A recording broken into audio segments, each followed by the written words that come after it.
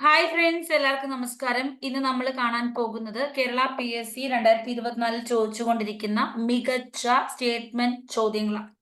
അപ്പൊ ഈ സ്റ്റേറ്റ്മെന്റ് ചോദ്യങ്ങളുടെ ഒരു പ്രാക്ടീസ് ആണ് നമ്മൾ നടത്താൻ പോകുന്നത്. ആദ്യ ചോദ്യം 2024 ചോദ്യങ്ങളാണിത്. ഇന്ത്യയുടെ അയൽ രാജ്യങ്ങളുമായി ബന്ധപ്പെട്ട് താഴെ പറയുന്ന പ്രസ്താവനകളിൽ ശരിയല്ലാത്തത് ഏതാണ്? ഓപ്ഷൻസ്: ഇന്ത്യ ഏറ്റവും കൂടുതൽ ദൈർഘ്യമുള്ള കരാതിർത്തി പങ്കിടുന്നത് ബംഗ്ലാദേശുമായിട്ടാണ്.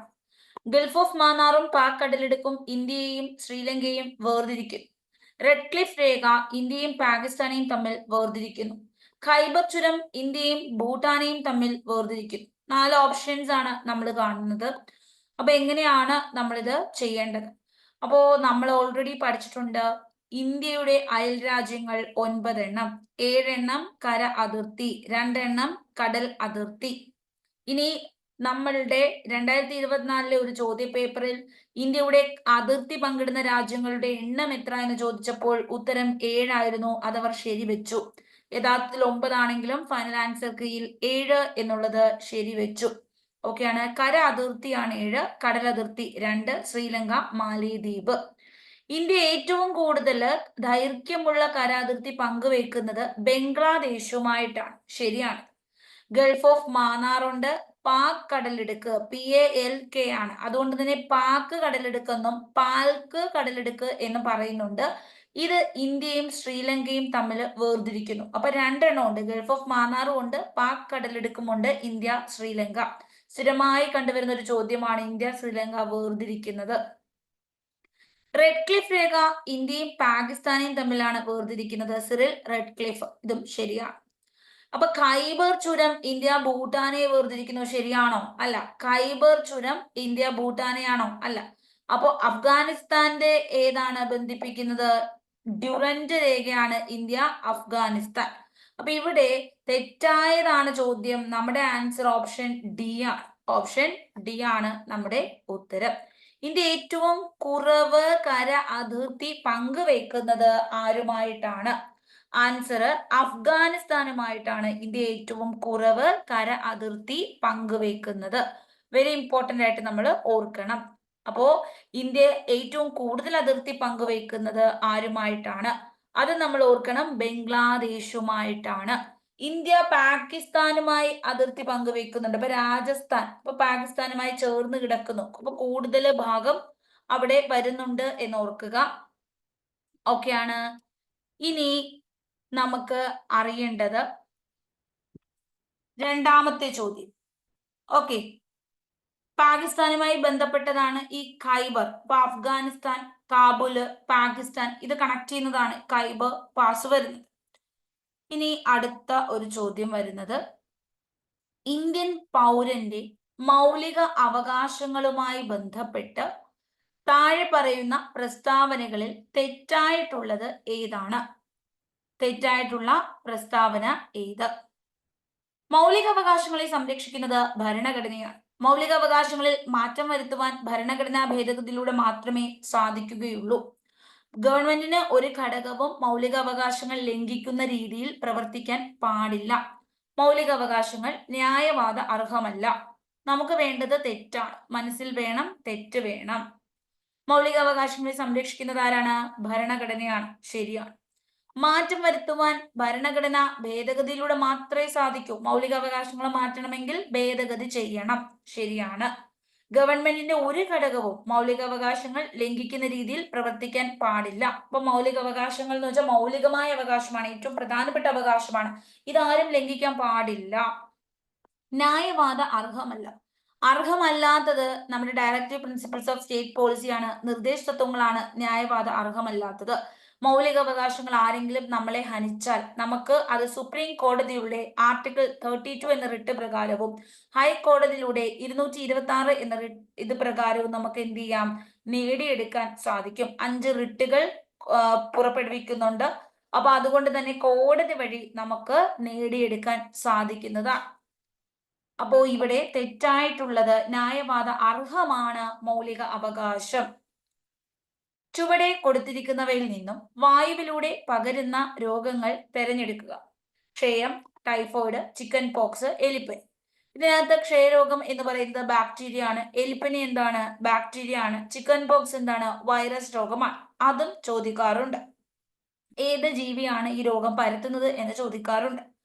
ഇപ്പൊ നമുക്ക് വായുവിലൂടെ പകരുന്നതാണ് ചോദിക്കുന്നത്. വായുവിലൂടെ പകരുന്ന രോഗമാണ് ക്ഷയം. ക്ഷയം അറിയാമെങ്കിൽ നമുക്ക് പകരുന്നതാണ് വേണ്ടത്. ഒന്നല്ലേ ഉത്തരം? കണ്ടോ, ആകെ ഒരെണ്ണേ നമുക്ക് എലിമിനേറ്റ് ആകും. ക്ഷയം അറിയാമെങ്കിൽ 1. ഇനി ഈ ടൈഫോയിഡ് എന്ന് പറയുന്ന ടൈഫോയിഡ്, കോളറ, ഇതൊക്കെ എന്ന് പറയുന്നത് മലിനജലം അങ്ങനെയൊക്കെയാണ് നമുക്ക് പകരുന്നത്.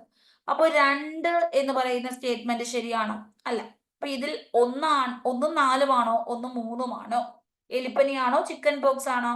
ആൻസർ 1 3 ആണ്. ചിക്കൻ പോക്സും ക്ഷയരോഗവുമാണ് വായുവിലൂടെ പകരുന്നത്. ഇപ്പൊ ചിക്കൻ ബോക്സ് വന്നു കഴിഞ്ഞാൽ നമുക്കറിയാം, വീടുകളിലൊക്കെ ചിക്കൻ ബോക്സ് വന്നു കഴിഞ്ഞാൽ പിന്നെ പെട്ടെന്ന് പകരും എന്ന് കരുതി എന്താണ്, നമ്മൾ കുന്തിരിക്കമൊക്കെ പുകയ്ക്കും. ഒരു റൂമിലായിരിക്കും, അധികം വിസിറ്റേഴ്സ് ഒന്നും കാണത്തില്ല അല്ലെ, പെട്ടെന്ന് പകരും എന്നുള്ള രീതിയിൽ നമ്മൾ ആ ഒരു രീതിയിൽ വളരെയധികം ശ്രദ്ധിക്കുന്ന ഒരു രോഗമാണ്. അതുകൊണ്ട് ചിക്കൻ ബോക്സ് ഉത്തരത്തിൽ ഉണ്ട് എന്ന് ഒരുവിധപ്പെട്ട എല്ലാവർക്കും അറിയാം. ചിക്കൻ ബോക്സ് ഇതിനകത്ത് ആൻസർ ഉണ്ട് എന്ന്. അപ്പൊ തന്നെ ഇത് 2 പോകും. എലിപ്പനി അല്ല എന്നറിയാം. അപ്പൊ തന്നെ ആൻസർ 1 3. നമുക്ക് എലിമിനേഷൻ മെത്തേഡ് ഉപയോഗിച്ച് വളരെ വേഗത്തിൽ നമുക്ക് എന്തെങ്കിലും ഒന്ന് അറിയാമെങ്കിൽ ഉത്തരത്തിലെത്താൻ സാധിക്കും. അടുത്ത ചോദ്യം ഇതാണ്. താഴെ കൊടുത്തിരിക്കുന്നവയിൽ നെല്ലിന്റെ സങ്കര ഇനം അല്ലാത്തത് ഏതാണ്? പവിത്ര, അനാമിക, ഹ്രസ്വ, അർക്ക.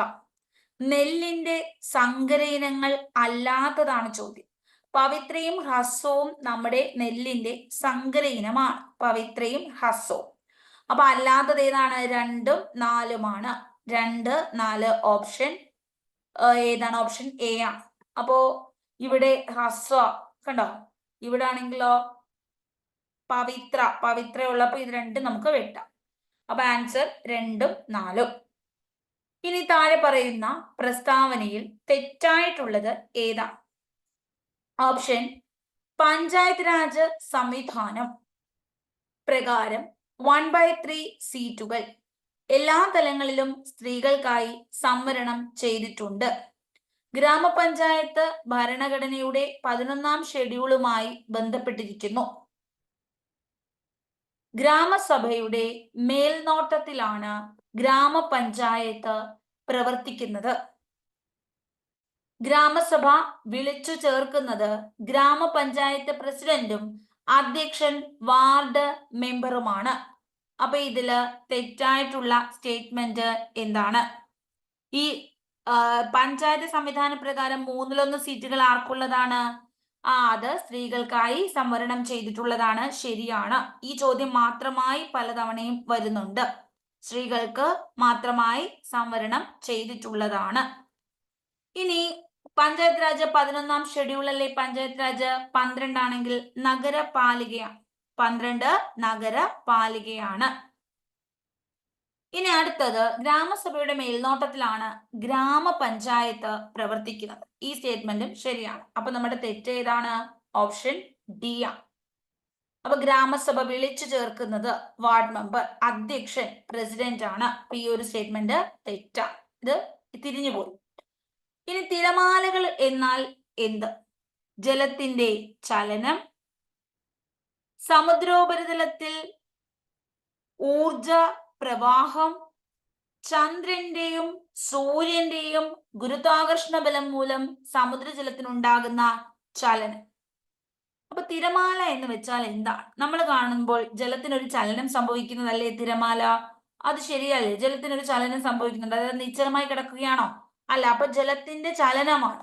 ഒന്ന് ശരിയാന്ന് അറിയാമെങ്കിൽ, ഒന്ന് ശരിയാന്ന് മാത്രം അറിഞ്ഞാൽ മതി. ഒരു കോമൺ സെൻസ്. ഒരു കൊച്ചു കുട്ടിയെടുത്ത് ചോദിച്ചാലും ജലം അവിടെ നിന്ന് ചലിക്കുന്നു, അതാണ് തിരമാല എന്ന് പറയും. അതറിയാമെങ്കിൽ പിന്നെ വെറുതെ ആയിട്ട് ഒന്നും നോക്കാനില്ല. അതാണ് ഉത്തരം 1 and 3.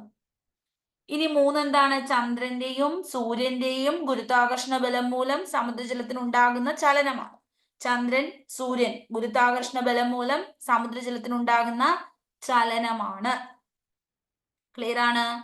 അപ്പൊ ഇതാണ് തിരമാല എന്ന്. നമുക്ക് കോമൺ സെൻസ് വെച്ചിട്ട് ഒരെണ്ണേ അറിയാവോളായിരുന്നു. 1 മതി. അത് വെച്ചിട്ട് നമുക്ക് ആൻസറിൽ എത്താൻ പറ്റുന്നുണ്ട്. അടുത്ത ചോദ്യം, ഹരിത വിപ്ലവവുമായി ബന്ധപ്പെട്ട് താഴെ കൊടുത്തിരിക്കുന്നവയിൽ യോജിക്കാത്ത പ്രസ്താവന. ഇപ്പൊ സ്ഥിരം ചോദ്യമാണ് ഹരിത വിപ്ലവം.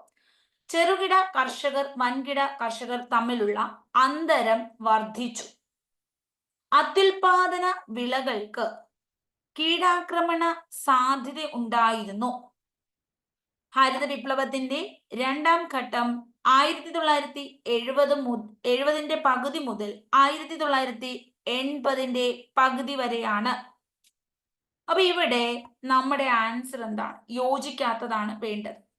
ചെറുകിട കർഷകർ വൻകിട കർഷകർ തമ്മിലുള്ള അന്തരം വർദ്ധിച്ചു എന്നുള്ളത് ശരിയാണ്. ഇത് ഹരിത വിപ്ലവത്തിന്റെ ഒരു കോട്ടമാണ്, ഒരു പോരായ്മയാണ്. അത്യുൽപാദന ശേഷിയുള്ള വിളകൾ ഹൈ ഈൽഡ് വെറൈറ്റീസ് ഓഫ് വിളകളായിരുന്നു. ഹൈ ഈൽഡ് വെറൈറ്റീസ് ഓഫ് വിളകളായിരുന്നു. ഓക്കെയാണ്. അപ്പൊ ഈ ഒരു അത്യുൽപാദന ശേഷിയുള്ള വിളകൾക്ക് കൂടുതൽ കീടാക്രമണ സാധ്യത ഉണ്ടായിരുന്നു എന്നുള്ളത് ശരിയാണ്. വീണ്ടും ഹരിത വിപ്ലവത്തിന്റെ ഒരു പോരായ്മയാണ്. രണ്ടാം ഘട്ടം 70 പകുതി മുതൽ 80 പകുതി വരെ ആയിരുന്നു. അതും ശരിയാണ്. ഈ പറഞ്ഞിരിക്കുന്ന സ്റ്റേറ്റ്മെന്റ്സ് എല്ലാം ശരിയാണ്. യോജിക്കാത്തത് ഒന്നും തന്നെ ഇല്ല. ഇനി ചോദ്യം, പുത്തൻ സാമ്പത്തിക പരിഷ്കാരങ്ങളുമായി യോജിക്കാത്ത പ്രസ്താവന. അപ്പൊ ഹരിത വിപ്ലവം പോലെ തന്നെ PSCയുടെ ഫേവറേറ്റ് ക്വസ്റ്റ്യൻ ആയി മാറിയതാണ് 91 ന്യൂ എക്കണോമിക് പോളിസി, പുത്തൻ സാമ്പത്തിക പരിഷ്കാരം. അപ്പൊ ഈ ചോദ്യം ഒരു ഡിഫിക്കൽട്ട് ക്വസ്റ്റ്യൻ ആണ്. ഇതിൽ നയങ്ങളെ രണ്ടായി തിരിക്കും. സുസ്ഥിരമാക്കൽ നടപടികൾ, സ്റ്റെബിലൈസേഷൻ മെഷേഴ്സ്, ഘടനാപരമായ പരിഷ്കരണങ്ങൾ. ഈ പരിഷ്കരണങ്ങൾ ഏതാണ്? Structural reform measures. അപ്പൊ നിങ്ങൾ പഠിക്കുക, രണ്ടെണ്ണമുണ്ട്. ഒന്ന് സുസ്ഥിരമാക്കൽ, മറ്റൊന്ന് ഘടനാപരമായ പരിഷ്കരണം. സുസ്ഥിരമാക്കൽ എന്ന് വെച്ചാൽ അടവശിഷ്ടത്തിലെ കമ്മി പരിഹരിക്കുക, പണപ്പെരുപ്പം ഇൻഫ്ലേഷൻ നിയന്ത്രിക്കുക. ഇതാണ് ഇതിന്റെ ലക്ഷ്യം.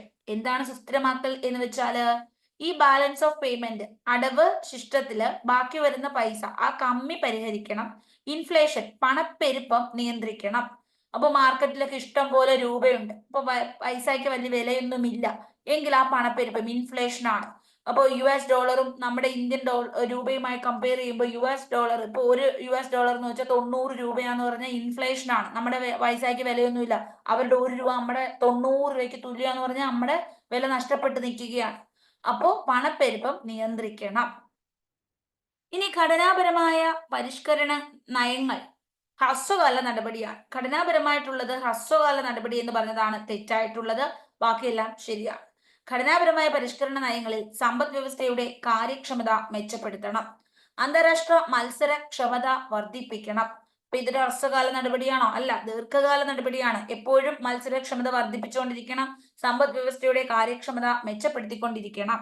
അപ്പൊ ഇതിനകത്ത് നിന്ന് നിങ്ങൾക്ക് ഈ കാര്യങ്ങളൊക്കെ പഠിക്കാൻ പറ്റുന്നുണ്ട് ഈ ചോദ്യത്തിൽ നിന്ന്.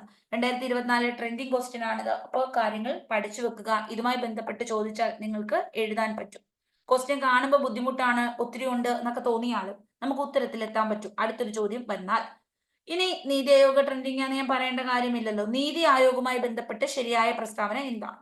നയരൂപീകരണം, പദ്ധതികളുടെ ചട്ടക്കൂട് രൂപപ്പെടുത്തൽ, സഹകരണ ഫെഡറലിസം, നിരീക്ഷണം, വിലയിരുത്തൽ. അപ്പൊ ഈ പറഞ്ഞിരിക്കുന്നതിൽ എന്താണ് ശരിയായ പ്രസ്താവന? അപ്പൊ നമ്മളുടെ ഓപ്ഷൻസ് നമ്മൾ ഒന്നും കൂടെ നോക്കുന്നു. രൂപീകരണമില്ലേ? രൂപീകരണമുണ്ട്. ചട്ടക്കൂടുകളൊക്കെ രൂപപ്പെടുത്തണ്ടേ? രൂപപ്പെടുത്തണം. സഹകരണ ഫെഡറലിസം ഇല്ലേ? സംസ്ഥാനങ്ങളുമായി സഹകരണ ഫെഡറലിസം ഉണ്ട്. അപ്പൊ അതും ശരിയാണ്. ഇനി നിരീക്ഷണം വേണ്ടേ? NITI Aayog national institution of transforming India planning കമ്മീഷന് പകരമുള്ളതാണ്. നിരീക്ഷിക്കാണ്ട് ഉമ്മാതിരുന്ന് വിലയിരുത്തിയൊക്കെ നടത്തിയില്ലേ എല്ലാം ചെയ്യേണ്ടത്. അപ്പൊ ശരിയായ പ്രസ്താവന ഈ പറഞ്ഞിരിക്കുന്നത് എല്ലാം തന്നെ ശരിയായിട്ടുള്ള പ്രസ്താവനയാണ്. അപ്പൊ നമ്മൾ ഇന്ന് കുറച്ച് ക്വസ്റ്റ്യൻസ് കൊണ്ടുവന്ന് നിങ്ങളെ സ്റ്റേറ്റ്മെന്റ് ക്വസ്റ്റ്യൻസ് ഇഷ്ടപ്പെടുന്നവരാക്കി മാറ്റുകയാണ്. അതുപോലെ തന്നെ എന്താണ് ഈസി വേയിൽ ചെയ്യാൻ പറ്റുന്ന ക്വസ്റ്റ്യൻസ് ആ രീതിയിൽ പറയുന്നുണ്ട്. അപ്പോൾ ഇതൊക്കെ എന്ന് വെച്ചാൽ ട്രെൻഡിങ് ക്വസ്റ്റ്യൻസ് ആണ്. ഇനിയും ഇതുമായി ബന്ധപ്പെട്ട് ഇപ്പോൾ ഓപ്ഷനിലുള്ള സാധനങ്ങൾ ക്വസ്റ്റ്യൻ ആയി മാറും. അപ്പോൾ അങ്ങോട്ടും ഇങ്ങോട്ടും ഒക്കെ PSC ചോദിക്കും.